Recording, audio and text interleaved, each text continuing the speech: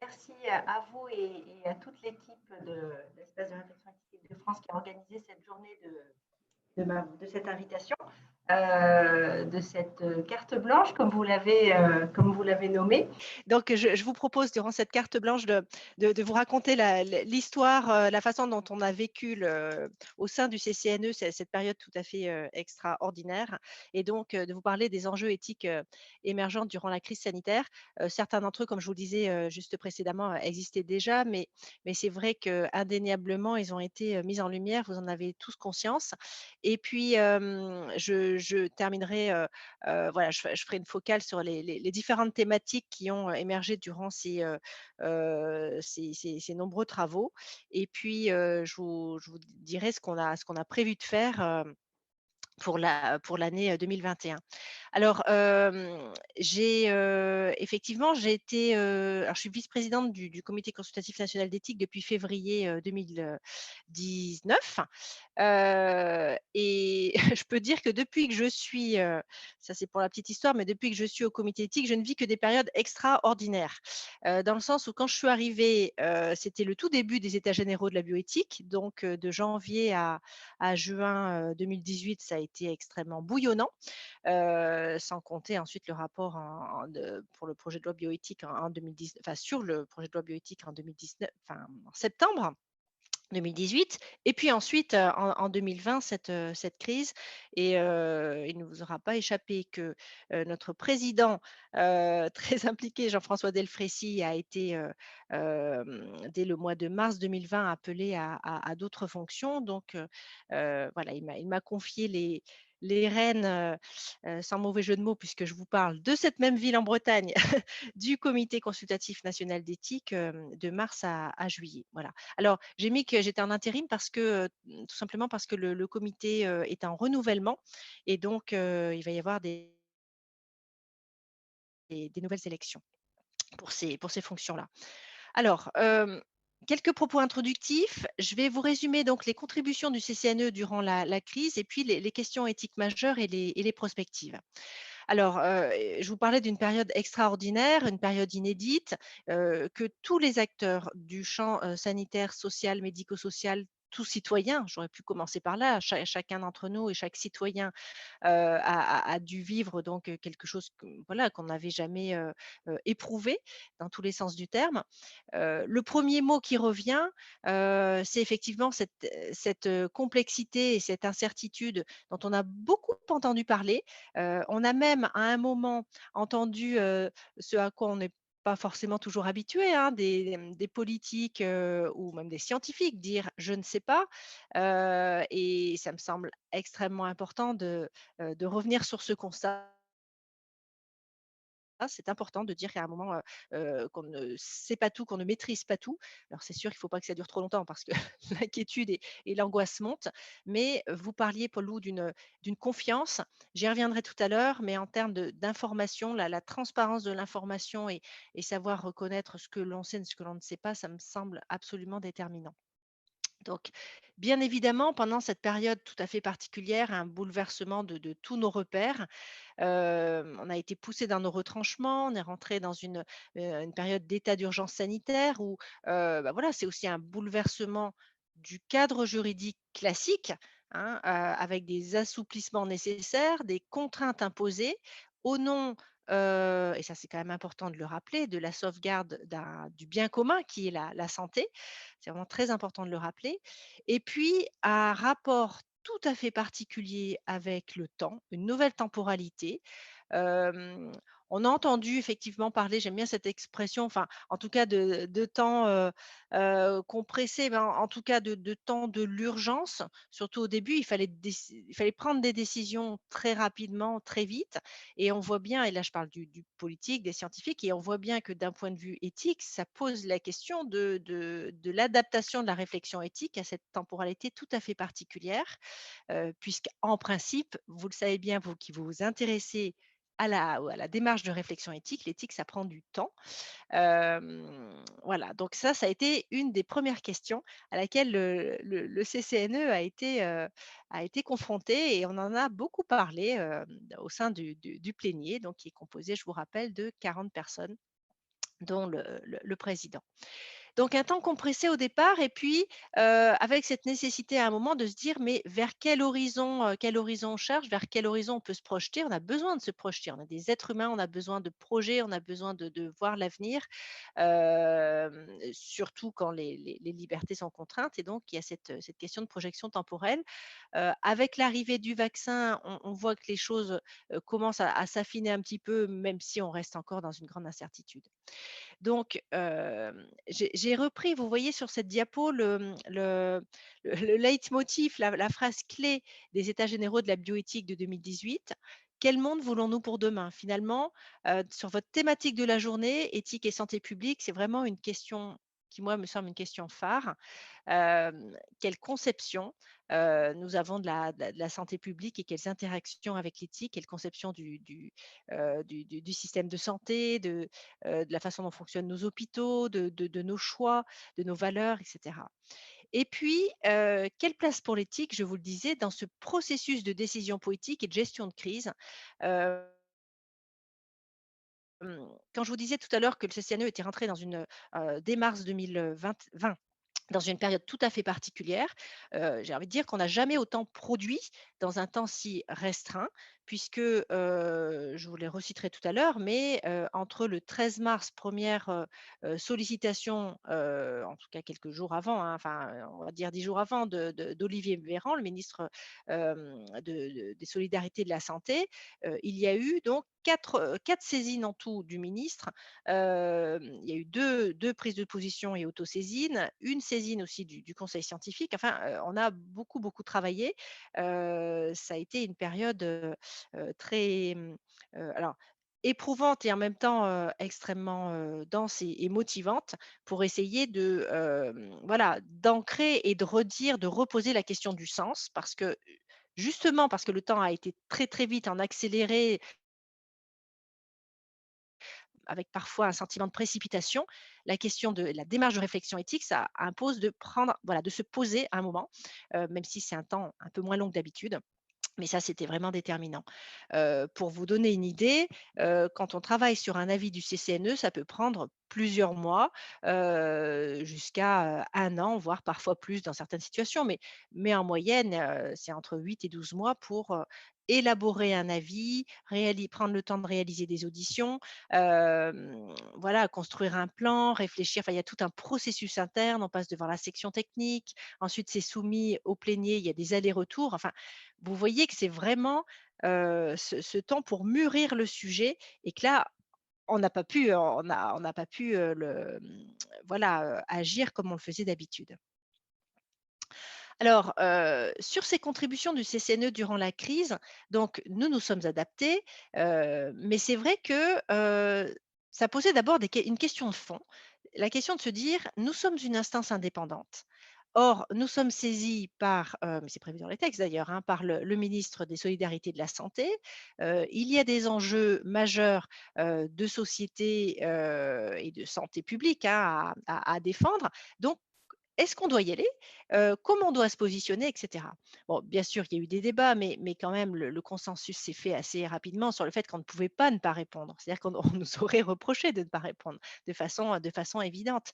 Mais simplement, en rappelant bien que, voilà, en ne renonçant pas à cet autre versant et à ces habitudes de travail, donc sur un temps beaucoup plus long, c'est-à-dire que, on a travaillé autrement, mais on le circonscrit bien à cette période, de crise sanitaire.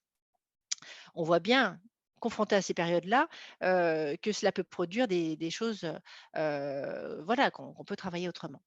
Alors, heu, on a vu en fait justement des débats, des écrits, hein, sur, cette implication, et c'est le fait de se dire, bah, à partir du moment où on est saisi par le ministre, dans quelle mesure on peut conserver notre indépendance, hein? Mais on a le droit de ne pas être d'accord avec le pouvoir, politique et de pointer justement les limites ou les dangers, hein. Donc en tout cas, on a essayé de s'y tenir, et c'est quelque chose qui tient à cœur de façon extrêmement forte, je peux vous le dire, du plénier du CCNE. Alors, durant cette crise, sans doute, la question majeure, c'est la question du sens.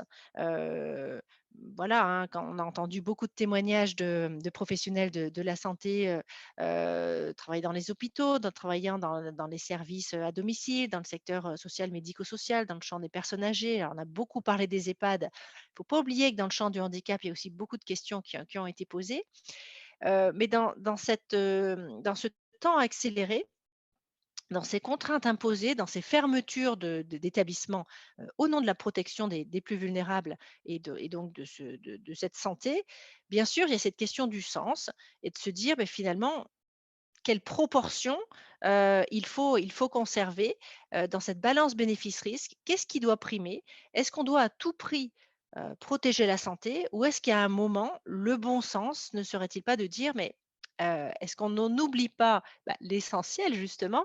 Et je pense notamment à la prise de position, enfin l'avis qu'on a pu rendre sur le confinement en EHPAD et en ESLD, où, on a beaucoup insisté, hein, donc dans cet avis du 30 mars sur cette juste proportion, cette adéquation des mesures prises par rapport aux risques, et l'importance en fait de surtout ne pas, prendre une décision, unique pour l'ensemble des EHPAD de France, si on prend cet exemple des EHPAD, mais vraiment de faire au cas par cas, en fonction de la nature du risque, en fonction du type de population. Voilà, ça nous a paru vraiment important. C'est-à-dire que on a rappelé, et là c'est le rôle du CCNE, les principes éthiques, fondamentaux, qui doivent être préservés, même en période de crise sanitaire. Même si, bien évidemment, il y a, il peut y avoir un bouleversement lié à l'état d'urgence sanitaire entre la hiérarchie des principes, notamment sur les libertés individuelles. Mais quand même, vous voyez, cette question centrale du sens, là, elle nous a taraudés depuis mars, jusqu'à encore la très récente, le très récent avis sur la politique vaccinale, où on a reparlé d'ailleurs des EHPAD et ce n'est pas fini puisqu'on continue nos travaux, je vous en parlerai tout à l'heure. Donc, en tout cas, dans cette réflexion éthique, dans cette recherche du sens, exposée, et à travers ces témoignages des usagers eux-mêmes, des familles, des professionnels, on a eu le souci de rester connecté avec le terrain. Vous savez, on peut entendre, assez facilement le reproche de se dire: «Voilà, nous sommes une instance nationale, avec des sachants», je mets bien le terme entre guillemets, mais en tout cas, de 40 personnes qui disposent d'une expertise spécifique, et finalement, quel est le lien direct avec ce terrain? Eh bien, ce lien direct, on l'a eu, avec des auditions, on l'a eu avec des recueils de témoignages. Je peux vous dire que là, on n'a presque jamais été autant en connexion avec le terrain. Donc 6 contributions depuis mars 2020 avec 4 saisines, donc 3 ministérielles et une du conseil scientifique. Un bulletin de veille très, très vite, c'est-à-dire que, le 13 mars, il y a eu ce 1 avis sur, on va dire, les enjeux éthiques autour du confinement. C'était le tout début, hein, demande d'Olivier Véran. Alors très intéressant, d'un point de vue historique, si on peut dire, parce que, lors de la dernière pandémie H1N1, on avait rendu un avis, mais c'était dans les 6 mois après la crise. Donc vous voyez qu'ici, la temporalité n'est pas la même. On peut dire qu'on a tiré les leçons, de oui, de l'histoire, si on peut dire les choses comme ça, et donc le CCNE a été saisi beaucoup plus en amont. Et puis, on a vu très vite, on a eu des discussions vraiment très, très franches et fortes au sein du CCNE en disant, dès la mi-mars, mais on sent poindre des risques particuliers par rapport à des populations vulnérables. Alors on a pensé aux personnes âgées, on a pensé aux enfants, on a pensé, aux sans domicile fixe, à la santé mentale, aux détenus, enfin voilà. Et donc il y a eu ce bulletin de veille. Alors, tous ces documents, vous les trouvez sur le site du CCNE, et il y a également eu une autosaisine qui vous illustre, complètement le lien avec le terrain, la connexion avec le terrain. C'était l'autosaisine à propos du décret concernant le traitement des corps et le deuil, où il y a eu, effectivement, il y a eu beaucoup d'émoi autour suscité, beaucoup d'émoi pour ne pas dire un tollé suscité par, le décret du 1er avril, sur ces questions-là. Donc on a pris position le 17 avril, transmis à Matignon et au ministère de la Santé et donc le décret a été, infléchi donc à la fin du mois d'avril. Voilà, c'est un des exemples, qui fait que même si on n'est pas les seuls, la prise de position du CCNE a pu quand même avoir du poids. Alors vous voyez ici, très rapidement, résumé, mais là encore vous trouvez, tous ces travaux, consultables directement sur le site du CCNE. Mais c'est intéressant, de voir un petit peu l'historique. Donc 13 mars, les enjeux éthiques face à une pandémie. 23 mars, ce bulletin de veille. Le 30 mars, donc très vite, vous voyez, il y a eu des pressions et des questionnements exercés par rapport aux EHPAD et aux USLD, ce qui est logique puisque les premières victimes les plus vulnérables, en tout cas une bonne partie étaient dans ces établissements. En tout cas, ça posait des questions particulières. 17 avril, donc cette prise de position sur le décret du 1er avril. Et puis vous voyez, finalement, à chaque étape du confinement, du déconfinement, peut-être du reconfinement et cetera, il y a eu cette réflexion éthique posée, au niveau national et entretenue, je tiens vraiment à le souligner, par chacun des espaces régionaux de réflexion éthique, qui sont fédérés maintenant, au niveau de la conférence, nationale, hein, de la CNERER, des espaces régionaux de réflexion éthique. Donc c'est quand même, très intéressant de voir que, au niveau du CCNE, donc on a impulsé et rappelé ces principes éthiques majeurs et que au niveau des régions, les espaces régionaux l'ont fait vivre, notamment en créant des cellules éthiques de soutien ou en allant directement dans les établissements. Il y a eu plein de modèles différents. Et c'était d'ailleurs une des propositions qui avait été faite dès le début, dès le 13 mars, où parmi les recommandations, recommandées effectivement au niveau du CNE, la mise en place de réflexions au niveau régional avec le support, le soutien de ces espaces régionaux. Voilà. On peut dire, dès à présent que, depuis que Jean-François Delfraissy est président du CCNE, ce lien a été vraiment, renforcé parce que c'est quelque chose qui lui tient à cœur. Voilà. Alors, les derniers avis, donc 18 novembre, tout à l'heure, Paul Loup, vous évoquiez la question de la priorisation, enjeu de ce qui est une question, très importante, un enjeu de santé publique. On voit ici que, alors, on a pris le soin de ne pas utiliser le terme de tri dans le titre, même si ces enjeux sont posés bien sûr. Enjeu éthique donc de la prise en charge et de l'accès aux soins pour tous en situation de forte tension liée à l'épidémie de Covid-19. C'est-à-dire que, vous voyez, on a inversé, l'approche des choses. On a priorisé pour le coup sur le principe d'accessibilité aux soins pour tous, principe d'équité et d'égalité. Et le dernier avis date du 18 décembre, donc sur les enjeux éthiques d'une politique vaccinale contre le SARS-CoV-2. Là encore, réponse à saisine ministérielle, sachant par ailleurs que vous avez d'autres instances qui réfléchissent spécifiquement sur ces questions-là, notamment à l'HAS, le comité sur la politique vaccinale, et puis bien évidemment le comité, la commission nationale là, sur piloté par Alain Fischer. Euh, voilà, mais en tout cas, si on prend l'exemple de ce dernier avis, on a insisté sur toute une série de thématiques de levier et on est revenu, parce que c'est vrai qu'on en parlait beaucoup dans l'actualité, sur la vaccination en EHPAD, sur la question majeure du point de vue du droit des personnes, du consentement et de l'information, bien évidemment, parce que dans ce contexte d'urgence, un des risques majeurs, quand on parle de balance bénéfice-risque, c'est voilà, d'oublier, de porter atteinte, de rogner de façon enfin, vraiment trop conséquente ou en tout cas disproportionnée ces principes juridiques et éthiques fondamentaux et notamment la liberté de choix, même si le président de la République a posé le principe selon lequel la vaccination n'est pas obligatoire, mais ça a posé plein de questions pratico-pratiques au sein des EHPAD notamment, mais pas que, avec un focus particulier. On a beaucoup insisté aussi dans cet avis sur les plus vulnérables, c'est-à-dire, c'est pas tout de demander le consentement, mais quid des personnes qui ne sont plus en capacité partielle ou totale de fait ou de droit, c'est-à-dire elles peuvent bénéficier de mesures de protection juridique ou pas, et ça ne résout pas tout, on verra. Voilà, comment on traite cette question du consentement pour ces personnes-là? Alors, ça, c'était voilà, pour vous retracer assez brièvement, ces différentes étapes et contributions du CCNE pendant la crise. Il y a eu donc des questions éthiques, majeures, et est important de réfléchir ensemble aux prospectives. Alors, à travers ces différentes contributions et ces différents travaux, il y a quand même des questions éthiques transversales, hein, qui sont apparues, et je voudrais faire avec vous, ce qui permettra de faire le lien avec vos travaux suivants, sur la démocratie en santé.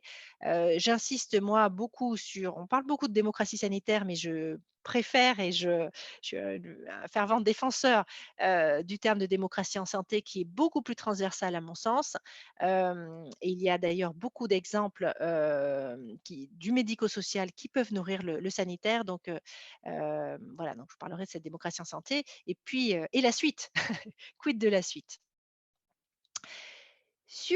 À propos des questions éthiques transversales, alors, vous allez me dire que, je ne suis pas neutre quand je dis ça, parce que je suis moi-même, juriste, spécialisée sur le droit des personnes vulnérables, mais depuis que je suis au CCNE, même si je m'en doutais bien sûr, mais ça me saute aux yeux, les intrications entre les droits des personnes et les libertés individuelles et les questions éthiques sont extrêmement fortes. Ce qui est d'ailleurs assez, alors il y a quelques juristes, hein, bien sûr dans le comité, mais on est loin d'être que des juristes, et heureusement, parce que c'est pas un comité voilà, juridique, c'est un comité d'éthique. Pour autant, que ça soit, formulé ou pas formulé, le droit est omniprésent. Voilà, ça c'est une évidence, voilà. Mais quand on répond, quand on se positionne, même si l'on évoque les droits, on se positionne avant tout comme un comité national consultatif d'éthique. Alors, durant cette crise, ça ne vous aura pas échappé, ce qui a d'abord sauté aux yeux, c'est ce nouveau rapport aux libertés, aux contraintes, à l'aune de l'état d'urgence sanitaire. Je pense que tout un chacun, même les plus critiques, peuvent admettre que, on est dans une circonstance exceptionnelle et qu'il faut adapter les règles. Voilà. La question, c'est la proportion d'adaptation, hein, voilà. Adapter les règles au nom de l'intérêt général, et ce qui porte forcément, ce qui interpelle bien sûr le principe d'autonomie de chacun. Donc, cette crise sanitaire nous a invités à réinterroger, heu, voilà, comme un fil rouge, et à travers les différentes étapes de la crise, hein, ce nouveau rapport, aux libertés et aux contraintes, avec, bah, voilà, on a entendu parler de stop and go, on a entendu parler enfin, on a plus qu'entendu parler, on a vécu, le fait de devoir remplir des fiches, pour sortir, de devoir se justifier surtout. Moi, par exemple, je le dis toujours, je l'ai très mal vécu, moi qui suis fervente défenseur de la liberté. J'ai mal vécu le fait, et je suis pas la seule, de devoir, voilà, justifier, de la moindre, voilà, de son moindre mouvement, y compris pour aller acheter une baguette de pain, ou pour aller courir, ou pour aller, voilà, pour faire, ce que vous voulez. Mais il faut bien trouver justement cet équilibre entre ces droits et ces libertés. Il y a eu d'autres choix dans d'autres pays. Voilà, on peut aussi se demander si culturellement, on aurait réagi de la même façon si, l'État n'avait pas, imposé ces règles, mais c'est un débat, hein, qui n'est pas tranché. Donc, dans cette balance bénéfice-risque, il y a bien sûr, des dilemmes éthiques très, très forts. Je vous parlais tout à l'heure de l'avis sur le déconfinement du 30 mars, sur le confinement, pardon, en EHPAD du 30 mars, rendu le 30 mars, où on a insisté, donc on a rappelé, le maintien essentiel des principes éthiques fondamentaux, du respect de la dignité des personnes. Et on a dit: «Attention, attention, parce que sous prétexte de préserver, la protection de la santé, donc de lutter contre le risque épidémique, est-ce qu'on ne voit pas poindre, tel un iceberg caché et qui émerge, ce risque de rupture sociale très fort, qui pourrait prendre le pas sur ces personnes les plus vulnérables qui finalement, perdraient pourrait perdre le goût de vivre parce que coupé de tout lien. Et là encore, pensons aux plus vulnérables d'entre eux et à ce maintien absolument essentiel, sans compter les situations tout à fait particulières de fin de vie. Voilà.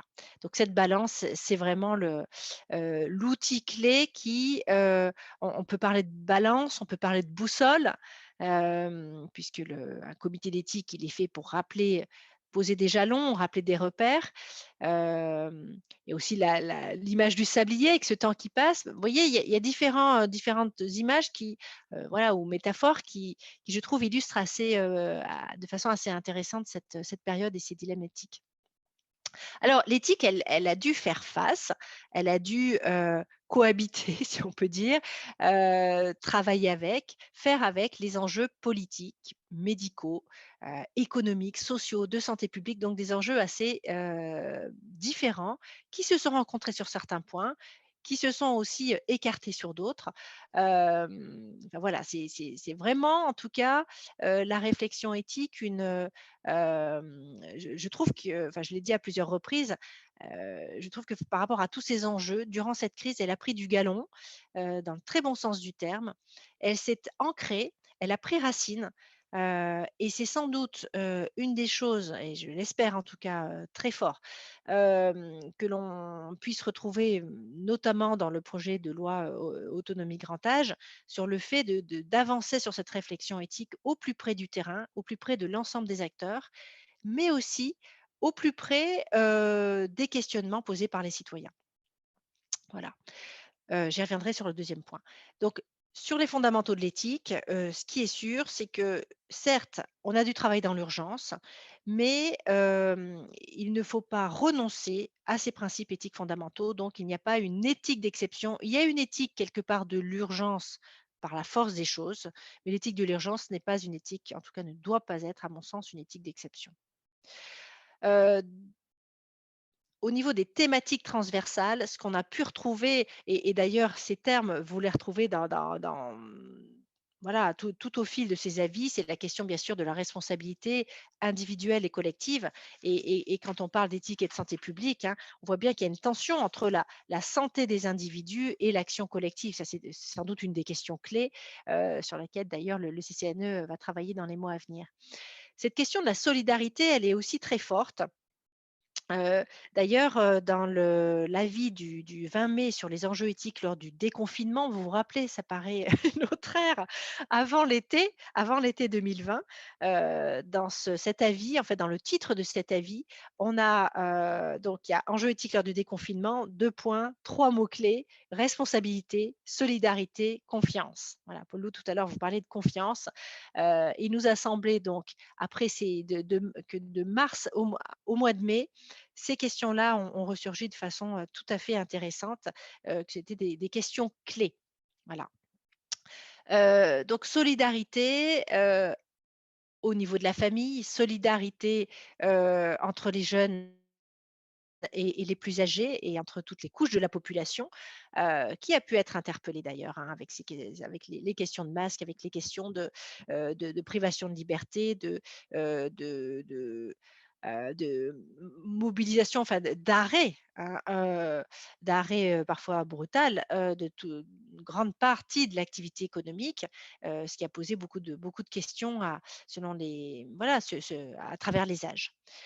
Il y a eu la question bien sûr des plus vulnérables avec, l'accroissement de la précarité, ça c'est ressorti de façon extrêmement forte, on en parle de plus en plus. Je voyais encore, hier je crois ou avant-hier un article du Monde qui parlait de la précarité des plus jeunes, mais on a aussi souligné dans nos travaux le renforcement de la précarité, et pas uniquement des personnes sans domicile fixe, de toute une partie de la population en grande difficulté, économique et sociale et de solitude. Et donc, il y a cette question de la cohésion sociale qui, est aussi extrêmement transversale. Vous voyez, quel monde voulons-nous pour demain? Je reprends cette phrase. Comment vivre avec l'épidémie? Comment vivre ensemble? Comment maintenir ce lien social qui est vraiment, très important? Alors je vais accélérer parce que, c'est important, qu'on puisse échanger ensemble. sur ces principes éthiques et tangibles. Donc, même en état d'urgence sanitaire, donc il faut respecter la dignité, le lien social, etc. Je vous en ai parlé. Et il y a cette question extrêmement forte que vous avez soulignée tout à l'heure, Paul, quand vous avez parlé de l'implication citoyenne, c'est la question de l'acceptabilité.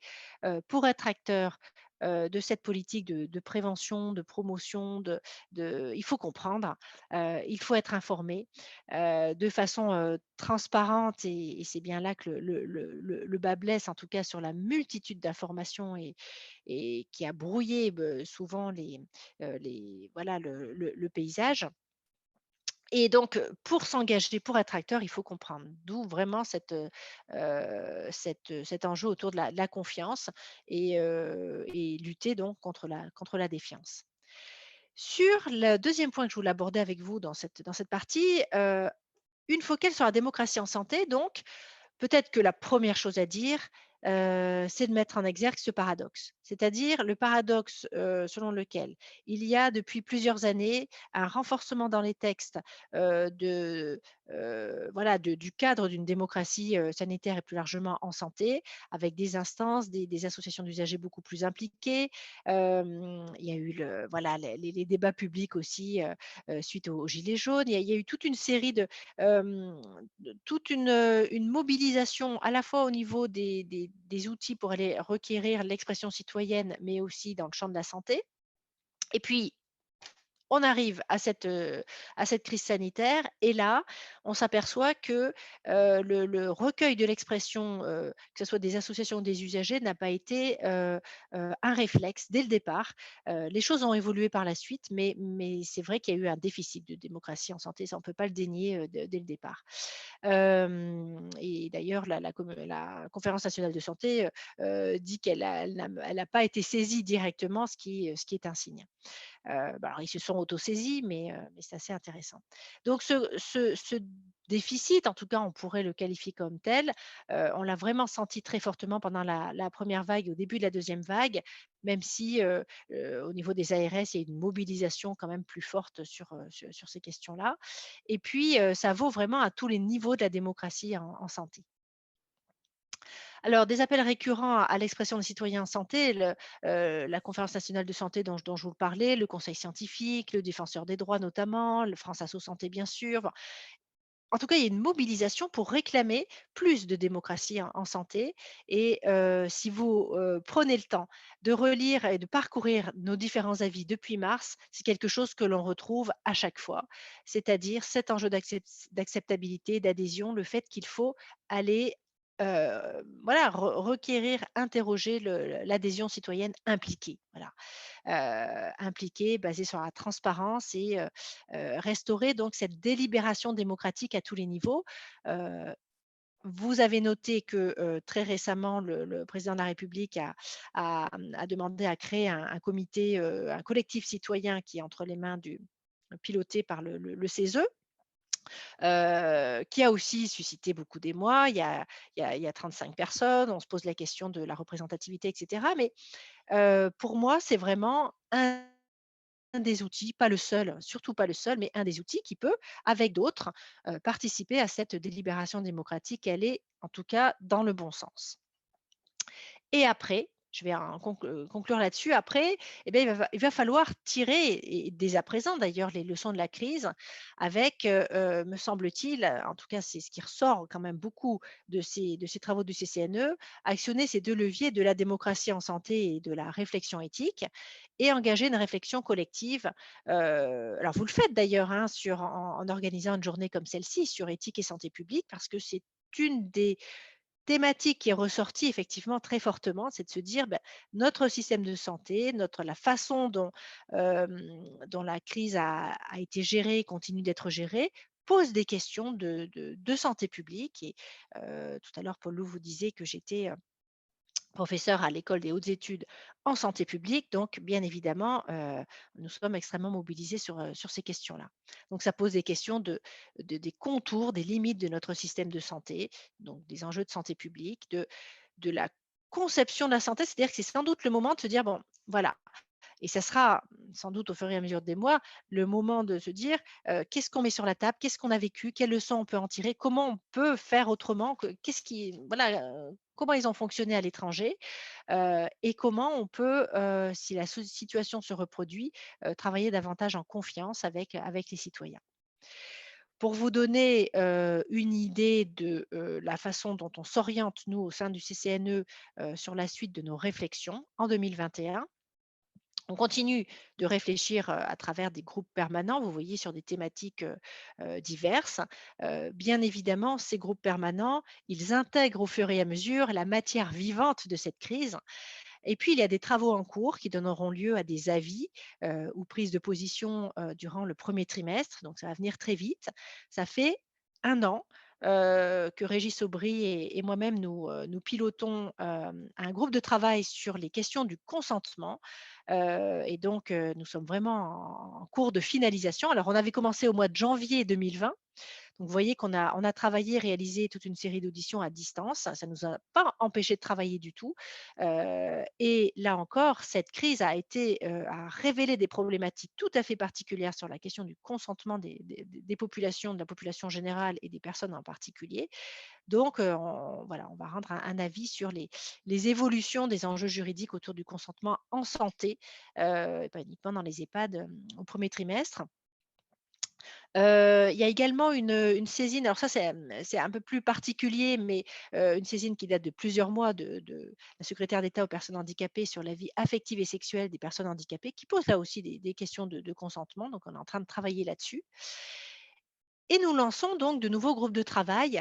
Je l'ai mis en rouge puisque c'est le thème de votre journée sur éthique et santé publique. Donc nous en sommes au début, hein, ça va prendre plusieurs mois, mais on est parti du constat de cette tension entre, la santé des individus et l'action collective dont je vous parlais tout à l'heure. On va poursuivre nos réflexions sur la vaccination. Continuer de travailler via la plateforme de réflexion, de l'Institut Ad Memoriam, notamment sur les questions de vieillissement. Et puis, je vous invite à les consulter aussi parce que c'est un apport tout à fait intéressant pendant cette crise.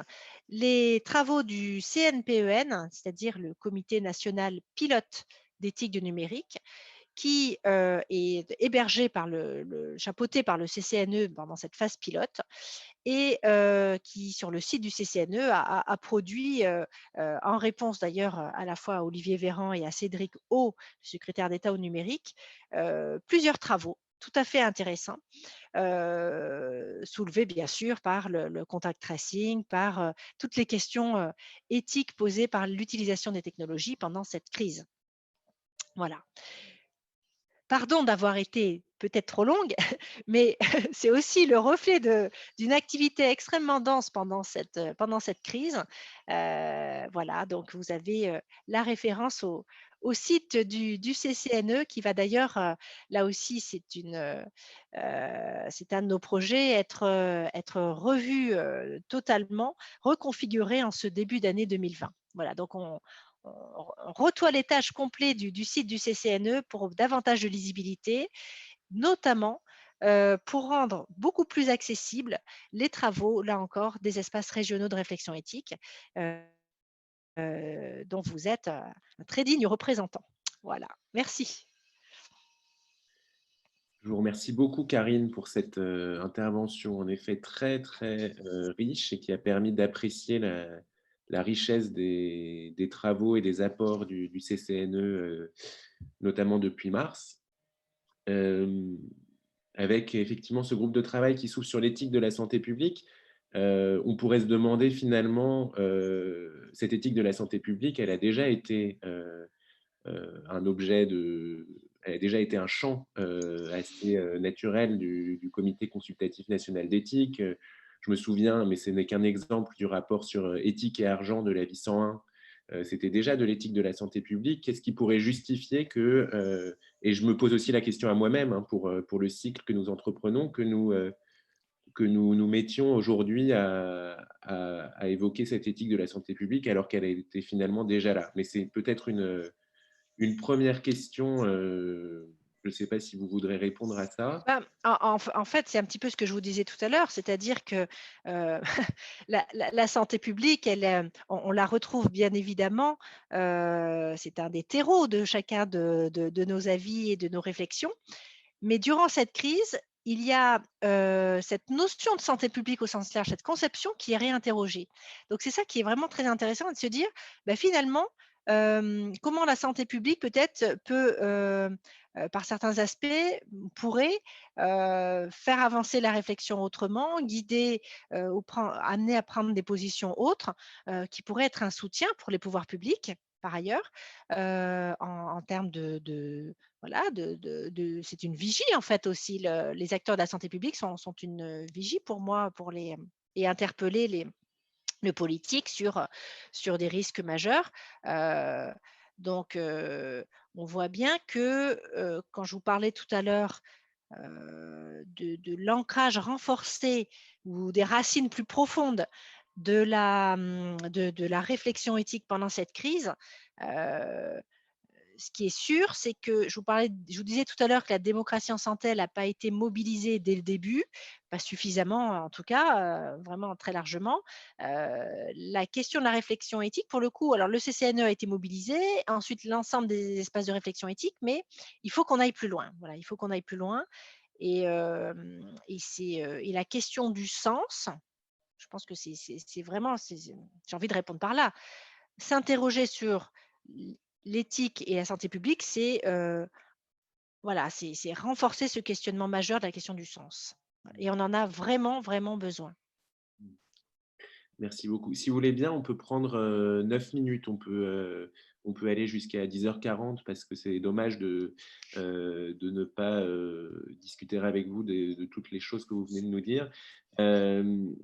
Alors déjà, il y a une question qui s'est posée dans le chat et que je vais reformuler. Moi, j'en aurais une à vous poser aussi ensuite. Alors, pouvez-vous revenir sur la distinction que vous faites entre démocratie sanitaire et démocratie en santé? Et en fait, il y a une autre question qui n'a, je crois, pas de rapport avec celle-ci. Pouvez-vous détailler l'idée de responsabilité collective? Alors, la démocratie en santé, je vous disais que, donc j'avais co-dirigé un ouvrage il y a 2 ans aux presses de l'école sur cette question-là avec différents acteurs et notamment des interventions du Québec. C'est une vision plus large et transversale de cette question d'aller rechercher l'opinion des principaux intéressés, à la fois à partir de l'hôpital et de tous les secteurs de santé, mais aussi la santé donc au sens large, c'est-à-dire pendant tout le parcours de soins. Et ça concerne donc tout citoyen en santé qui n'a pas tout de suite recours aux questions sanitaires. Ça peut être une personne accueillie dans le médico-social ou prise en charge, accompagnée dans le médico-social, où il y a, comme je vous le disais tout à l'heure, toute une série d'exemples très intéressants qui peuvent nourrir cette problématique. Voilà. Donc pour moi, sanitaire, c'est réducteur, même si on peut discuter de la question de sanitaire égale santé, etc. Mais en tout cas, quand on utilise le mot sanitaire, je pense que ça fait tout de suite penser pour beaucoup de personnes à l'hôpital. Or, ces questions-là ne sont pas réduites à l'hôpital. Et voilà, dans cet ouvrage, mais dans bien d'autres, ou dans bien d'autres publications.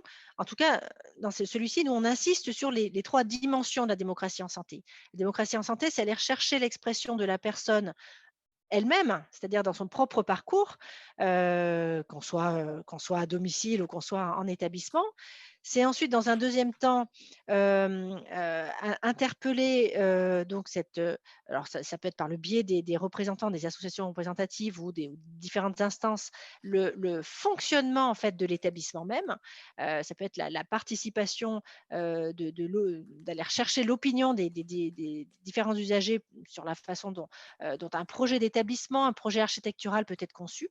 Et puis ensuite, le troisième niveau, c'est au niveau territorial, avec la participation donc des représentants d'usagers aux différentes instances jusqu'au national. Donc ça va être la conférence régionale de la santé, la CRSA, les comités locaux territoriaux, enfin, je suis en train de chercher le terme, les CTS, et ça va être aussi, bien sûr, le Parlement de la santé, c'est-à-dire la conférence nationale de santé.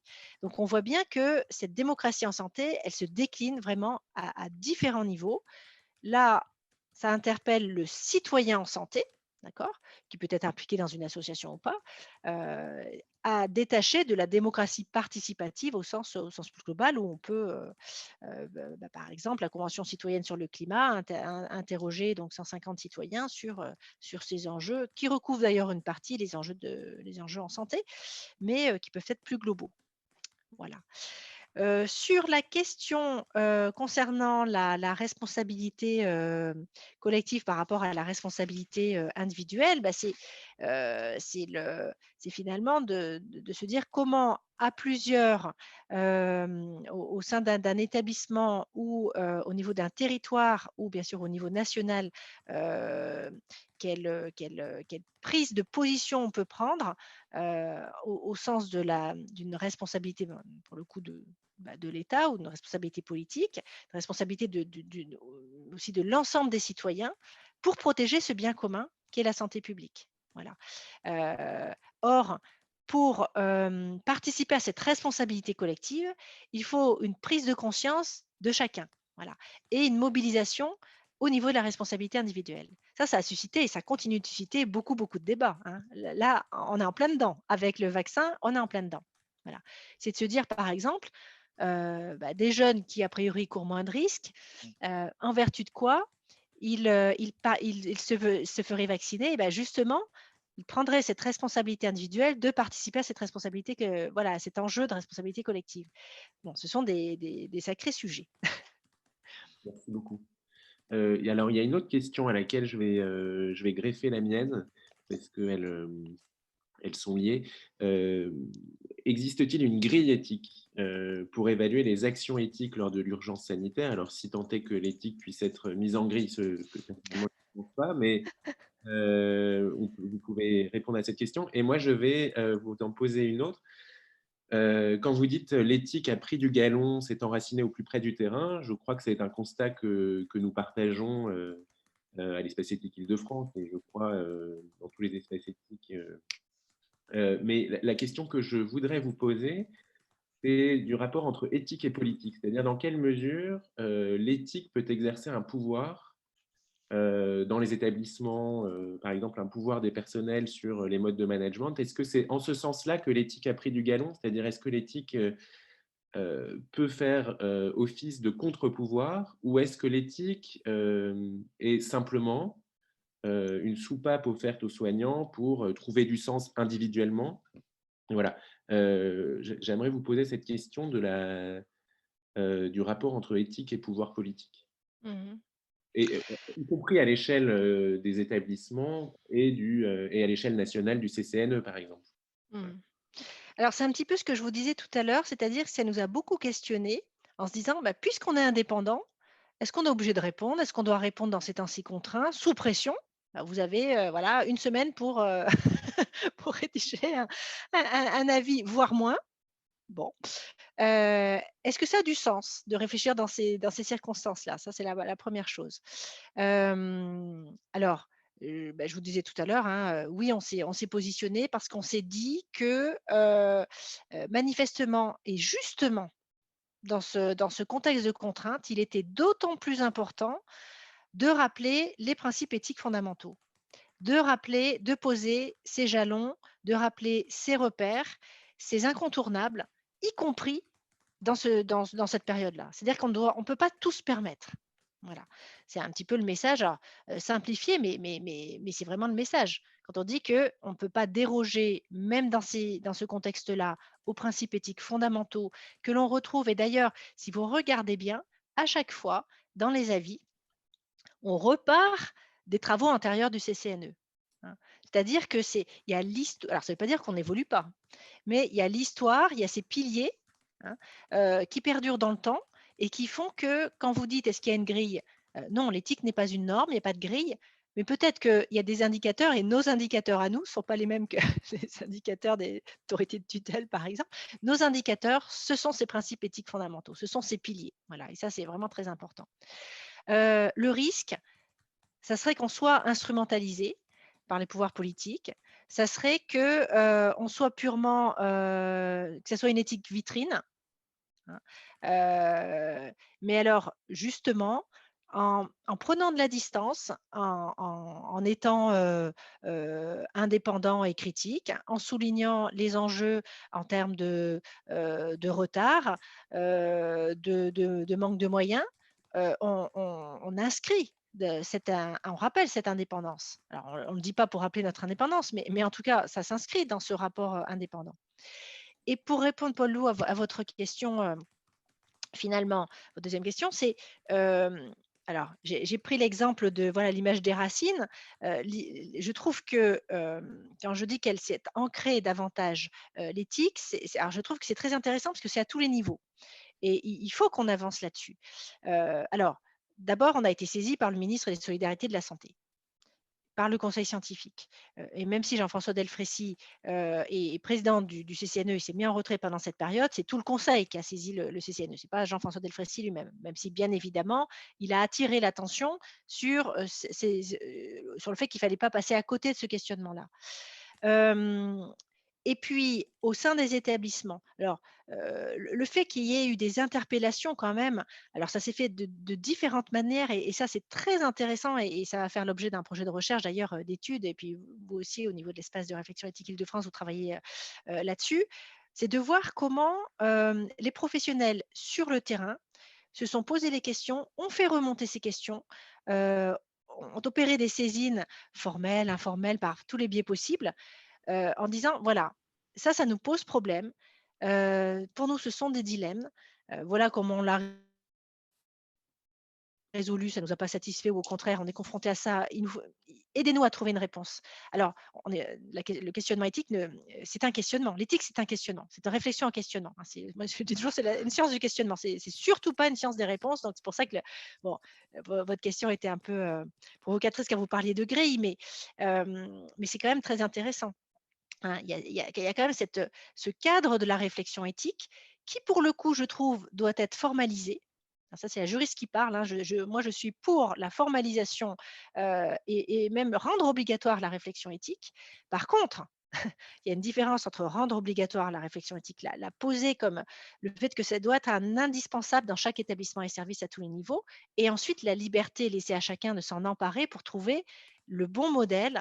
Ça peut être au sein d'un établissement, entre plusieurs établissements, au niveau territorial, dans un GHT, au sein d'une association. Il y a plein de formes possibles. J'attire juste l'attention sur le fait que, pour moi, ça doit être complémentaire et pas exclusif. Vraiment, je suis pour et je milite, on va dire, des choses comme ça, pour qu'au sein de chaque établissement et service, sous une forme ou sous une autre, il y ait cette réflexion éthique. Voilà. Donc, vous parlez de contre-pouvoir. Est-ce que c'est un contre-pouvoir? Je dirais pas en ces termes. C'est simplement, le fait de se dire et là, votre réflexion sur éthique et santé publique, enfin la réflexion éthique et santé publique est majeure. Dans une situation aussi, qui pose autant de questions à tous les niveaux, où l'on peut être amené à agir dans la précipitation, sous une pression énorme, hein, puisque vraiment rien n'a été simple pour les pouvoirs politiques. On peut entendre toutes les critiques du monde. Le constat de base, c'est que rien n'a été simple, et c'est pas terminé. Donc poser comme un indispensable cette question du sens qui doit faire partie, enfin, c'est-à-dire, si vous voulez, la l'acteur qui représente la réflexion éthique doit faire partie du tour de table dès le départ. Voilà. Et ça n'a pas été le cas. Voilà. Idem d'ailleurs pour la démocratie en santé. D'ailleurs, moi, je les relis vraiment de façon assez forte. C'est ce qui a manqué, je trouve. Je vous remercie beaucoup, Karine Lefebvre, pour cette intervention et ces réponses. C'était vraiment passionnant, je trouve, d'entrer dans la réflexion sur le CCNE et ses travaux. Je Merci. vous en prie. Bonne fin de journée à vous. Merci. Et on sera bien évidemment très intéressé au sein du CCNE par je sais pas, le compte-rendu, le résumé de la journée. Je ne sais pas si vous allez faire des étapes, mais en tout cas pour nourrir le groupe de travail qui vient de se lancer. Très bien. Elle sera mise en ligne, les vidéos seront mises en ligne. Voilà. Donc déjà, ce sera une première façon de. D'accord. Merci beaucoup. Bonne journée à tous. Bonne Merci beaucoup de votre écoute.